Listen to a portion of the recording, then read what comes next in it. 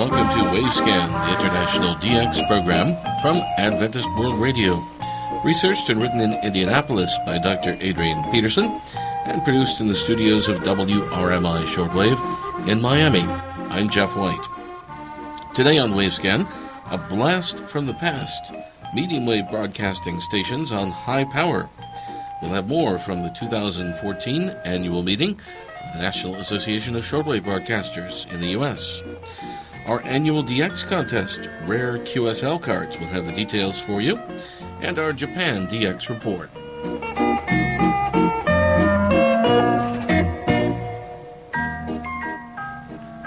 A few weeks back here in Wavescan, we presented the story of radio broadcasting with high power on the long wave band. On this occasion, we present another similar story regarding radio broadcasting with high power on the medium wave band, under the title, A Blast from the Past. So let's go way back to the introductory events in the year 1925. Ray Robinson has our report. In 1925, the power output of licensed medium wave radio broadcasting stations throughout the world was quite low. Many stations were on the air with a power output of just 5 or 10 watts and occasionally lower. 100 watts, though, was a common power level. A comparison of entries in various radio lists at the time reveals that the very highest power level in 1925 was just 5,000 watts or 5 kilowatts. And we should remember that the rating of transmitter power back then was calculated as the input to the transmitter itself, which would be approximately twice the calculated power output to the antenna system. So 5 kilowatt listing in 1925 could be interpreted as approximately 2.5 kilowatts output to the antenna system. In 1925, the radio lists show that 5 kilowatts was the highest power rating for a medium wave station anywhere in the world. There are 8 stations listed at 5 kilowatts in the United States, 4 in Australia, and just 1 in Canada, making a world total of only 13 stations at that transmission level. Even then, the lone Canadian station was still in the planning stages and not actually active on the air. This station was CKCW, and it was granted a construction permit for a location near the city of Toronto. However, station CKCW was never erected as originally intended near Toronto, but instead the license location was transferred to nearby Bowmanville under an adjusted call sign CKGW. This new station, CKGW, was subsequently inaugurated in 1928, and it became well known due to the fact that an associated low-power shortwave transmitter carried a relay of the medium wave programming under the call sign VE9GW. The original call CKCW was eventually assigned to another station in Moncton, New Brunswick, which went on the air in 1934 with a more normal power level of 100 watts on 1370 kHz. But I digress. Back in 1925, the American magazine Radio Broadcast printed a prophetic item on page 474 of the January issue, forecasting an increase in power for medium wave stations. The writer conjectured that one day we'd listen to superpower medium wave transmitters with power even as high as 10 kilowatts. During the following year, 1926, higher power levels did begin to appear in medium wave station lists, with 2 American stations at 10 kilowatts, KGA Spokane and KJR Seattle, 1 at 20 kilowatts, WOK Chicago, and 1 at 50 kilowatts, WJZ in New York. During the 1930s, the medium wave power race was on throughout the world, with the maximum power increasing rapidly up to and even beyond 100 kilowatts. Additionally, many stations in Europe and Asia were operating at a level around 50 kilowatts. In 1933, for example, the highest power medium wave station was listed as station OKP near Prague in Czechoslovakia, with 120 kilowatts on 614 kHz. Radio Moscow in Russia sported 100 kilowatts on 704 kHz, and XGOA in Nanking, China, was shown with 75 kilowatts on 680 kHz. During that same era, 6 stations in France, Germany and Switzerland are listed with 60 kilowatts, and 8 stations in Sweden, England, Scotland and Italy are listed with 50 kilowatts, including the famous 2LO in London. During the mid and late 1930s, the power race was demonstrated further afield, with Vienna using 100 kilowatts on 592 kHz, MTCY at Sinking in Manchukuo, the name for the Japanese-occupied Manchuria, also was using 100 kilowatts, and JOAK2 in Tokyo with 175 kilowatts on 870 kHz.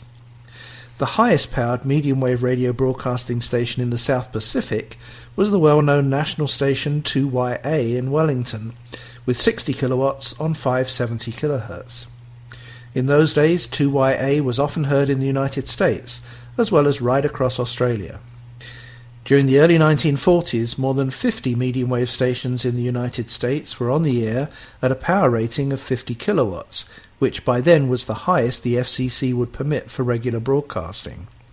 Most of these high-powered American stations were operating on a clear channel, with little or no co-channel interference. After World War II, the power levels on medium wave continued to grow. Until now, nearly 7 decades later, there's a multitude of medium wave transmitters on the air with rated powers up in the megawatt ranges. For the transmission of superpower radio energy, usually 2 or more transmitters are coupled, sometimes into separate antenna systems on the same frequency, and sometimes with a combined power output into the one antenna system.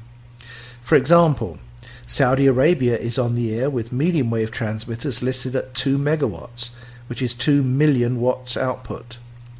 These superpowered 2 megawatt broadcasting systems in Saudi Arabia are heard on 594, 648 and 1521 kHz.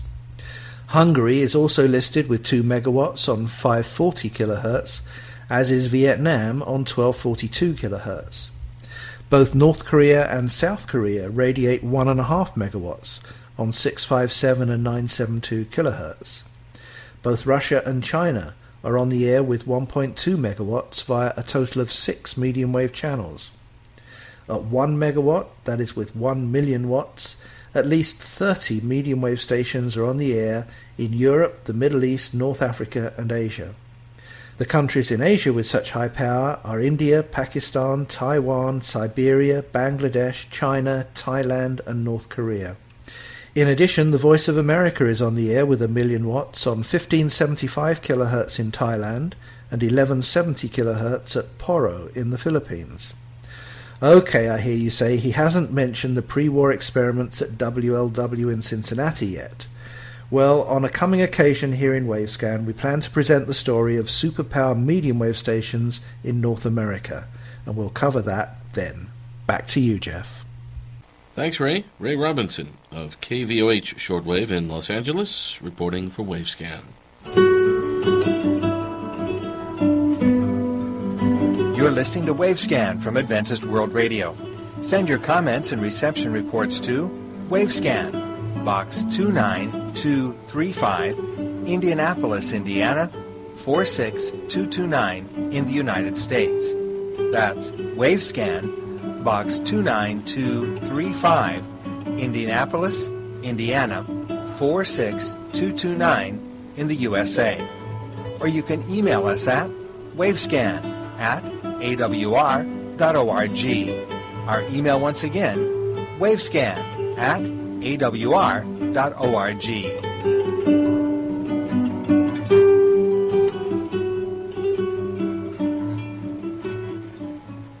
Thank you, Alan Graham. And next on Wavescan today, we have another of our recordings made at the 2014 annual meeting of the National Association of Shortwave Broadcasters, the NASB. That took place in Greenville, North Carolina, at the big Voice of America relay facility there.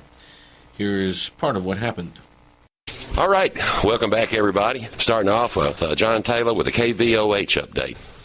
I'll just say last time that Ray Robinson and I were here, we didn't have a radio station on the air. We had just been given back KVOH in trust, and it was a few months before that I wasn't even sure I wanted to do it, because it's like one of those jobs you look at and you just know what it's going to cost you in terms of time and emotional and finances, and it's like what you're doing down there in Okeechobee. But I know that struggle. I even called Pete Summerall, a good friend of mine at LaCie, and I said, Pete, you got to do this station. It's available, and he goes, I can't do it. I just bought your Palau network and moving everything from Hawaii over to Palau, and he says, I have my hands full, but you should do it. If you get into trouble, give me a call, but you should do it because it's about the gospel. It's about getting the word of the Lord on the air. It's about warming up that transmitter and letting it do what it does best, and that's speak the word of the Lord, speak truth, as we've talked about this week. So with that kick in the pants, I said, yes, let's do it, and we took another look at the whole installation, and on top of that mountain on Chatsworth Peak. And I said to the landowner, it's all got to go. And so he made like $80,000 that summer in scrap metal.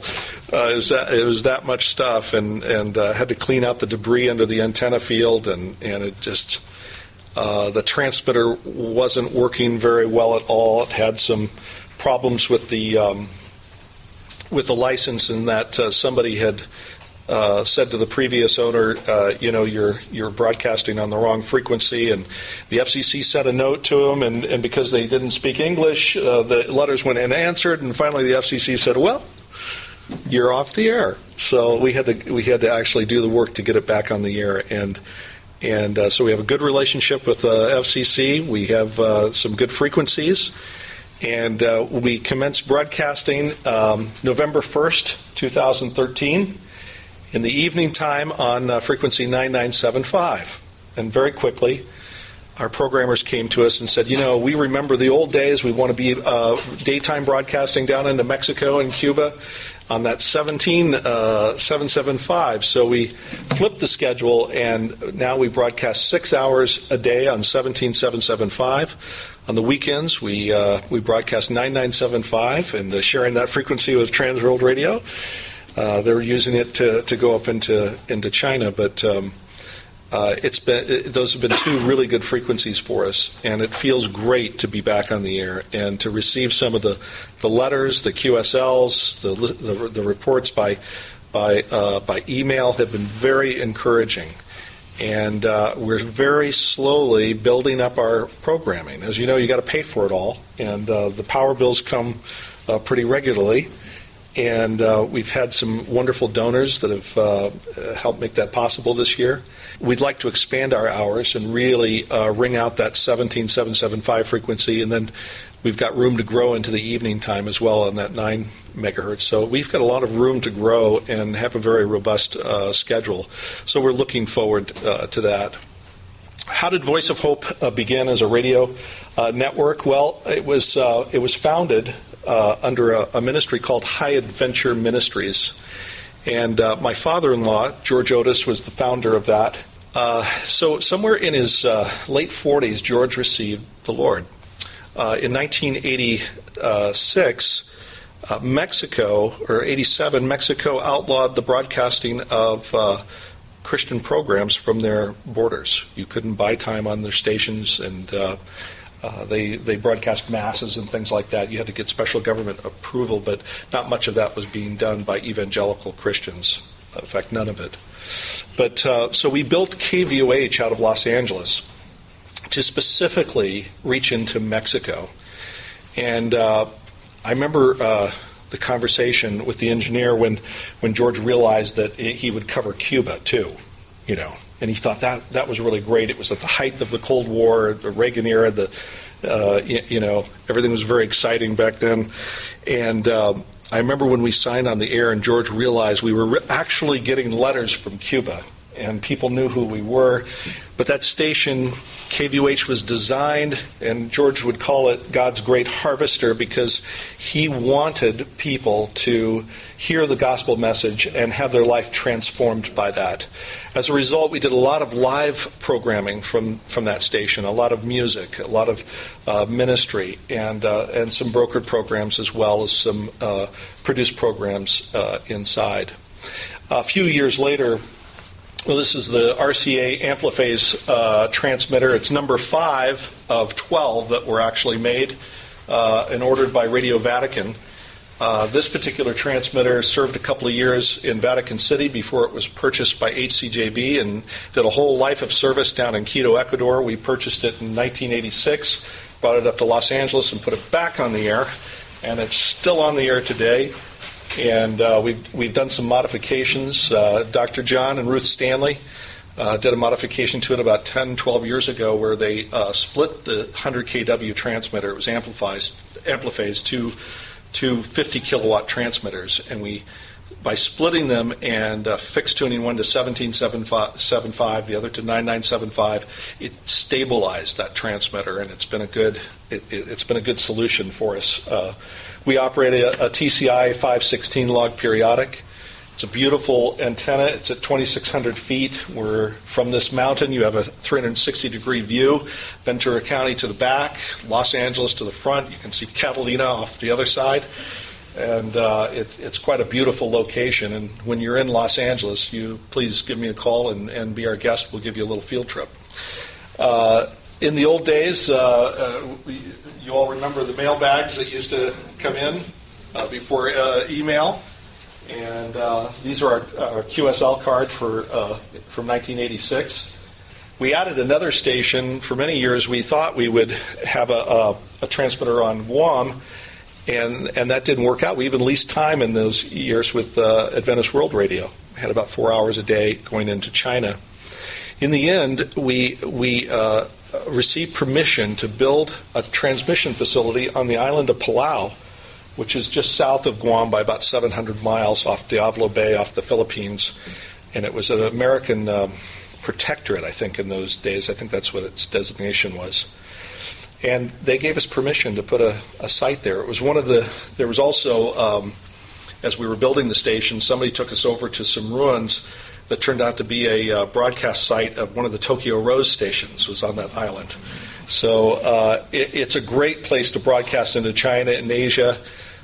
Pete Summerall says he's really getting some good results out of that location. And so we're happy that it's still broadcasting and it's doing a good job with that. George passed away or 5 years ago now.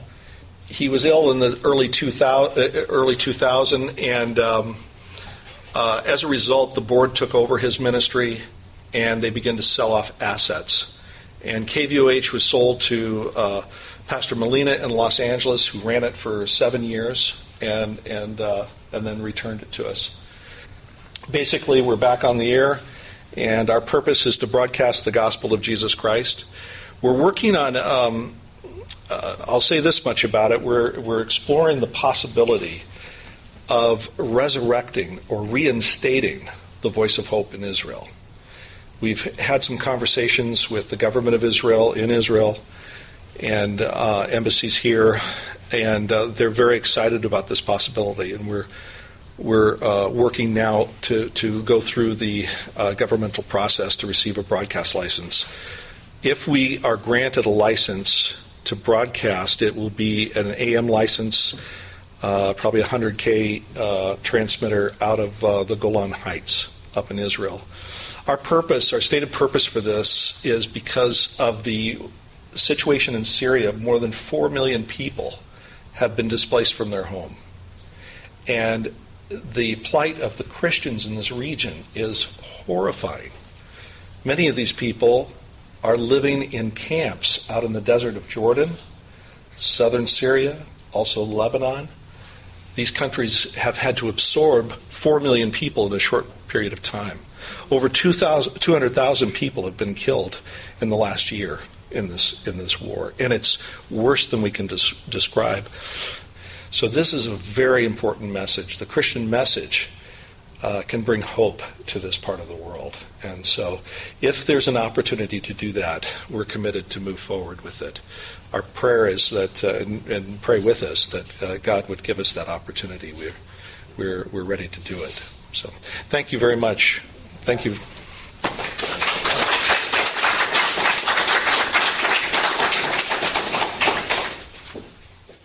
You've been listening to a recording from the 2014 annual meeting of the NASB, the National Association of Shortwave Broadcasters, in Greenville, North Carolina, USA. You should remember to participate in our big annual DX contest in September, which comes to you under the title Rare, Unusual, Unique QSLs, AWR Focus on Asia 2014 Annual DX Contest. Here, in brief, are the details. You're invited to provide information about your rare, unusual, and unique QSLs, up to 5 in number. Then describe these QSLs in one brief paragraph each. Provide reception reports for 3 AWR Asian broadcasts. Provide a photograph of an Adventist unit in your country. And then send 3 radio cards for the Indianapolis collection. As an example of a rare QSL card, Adrian Peterson says, during a visit to Kabul in Afghanistan in 1971, I heard a transmission from an experimental 10-watt FM station operating on 96.1 megahertz. This was preliminary to the installation of a regular FM service for the capital city area. Subsequently, a QSL card from Radio Afghanistan arrived, showing a map of their country and the colors of their flag. The details there of our AWR annual DX contest. Let's go to Tokyo now. Here's Yukiko Tsuji with her DX report. Hello and welcome to the DX Report of the Month from Japan Shortwave Club, edited by Toshio Take, and I'm Yukiko Tsuji. The first topic is Tokyo Ham Fair 2014. This annual event is to be held on 23rd and 24th of August at Tokyo Big Sight. JSWC will open our own booth to promote shortwave radio listening. Our booth number is J28. We will have a biannual general meeting to approve the club's directors and budgets for the next term. Special lecture will be given by Mr. Takahito Akabayashi on tendency of shortwave radio world. And Toshio Take will talk about his participation in radio meetings in foreign countries. We have several DX reports from our club members this week. FEBC from Philippines was heard on 15580 kHz on July 1st from 0900 with interval signal to 1100 UTC. SIO rating was 453. The language used was Indonesian at 0900 and Malay at 1000. Adventist World Radio from Guam was heard on 11865 kHz on January 6 from 1600 to 1629 UTC in English. SIO rating was 554. Wavescan program, including Far Eastern DX report, was aired. One Talk Radio Light from Papua New Guinea was received on 7325 kHz on June 29th from 0955 to 1020 UTC in Pidgin. SIO rating was 353. Local pop music and messages were broadcast. ID was given at 10:18. Reach Beyond from Kununula, Australia was heard on 11700 kHz on July 5th from 11:30 to 11:45 UTC in English. SIO rating was 454. According to its announcement, this broadcast was targeted for Myanmar. Radio Exterior de España from Spain was heard on 21610 kHz on June 28th from 12:58 to 13:30 UTC in Spanish. SIO rating was 252. Pop music was on the air, then the news started at 1300. Radio Fana from Addis Ababa, Ethiopia was received on 6110 kHz on July 10th from 1959 to 2037 UTC in Amharic. SIO rating was 343. Local pop music and a talk program by 2 male announcers were broadcast. Voice of America via Botswana was in good reception condition on 17895 kHz on July 12th from 1500 to 1600 UTC in English with SIO rating 454. the program aired was English to Africa. VOA terminated all English services to Asia at the end of June, so this is the only audible VOA English service here. Radio Reverde from Cuba was heard on 5025 kHz on June 30th from 0959 to 1020 UTC in Spanish. SIO rating was 353. Haciendo Radio was aired and the ID was given at 0959. Finally, Japan Shortwave Club will issue the QSL cards for the correct reports on our segment of Wavescan program. We are issuing QSL card by email to the report sent by email. Our address for your email report is jswcqsl@live.jp. I repeat, jswcqsl@live.jp. We continue to issue the printed QSL card by the same system as before. Your report should be addressed to JSWC, P.O. Box 44, Kamakura, which is Kamakura, postal code 248-8691, Japan. $1 ILC or $2 for return postage will be appreciated. For this edition of DX Report, we would like to thank Mr. Koji Uenohara, Mr. Iwao Nagatani, Mr. Nozomi Matsunaga, Mr. Mitsunori Kawazoe, and Mr. Chiaki Shimada for sharing the information with us. Thank you for listening, and please join us for our next edition of DX Report of Japan Shortwave Club. I'm Yukiko Tsuji in Tokyo.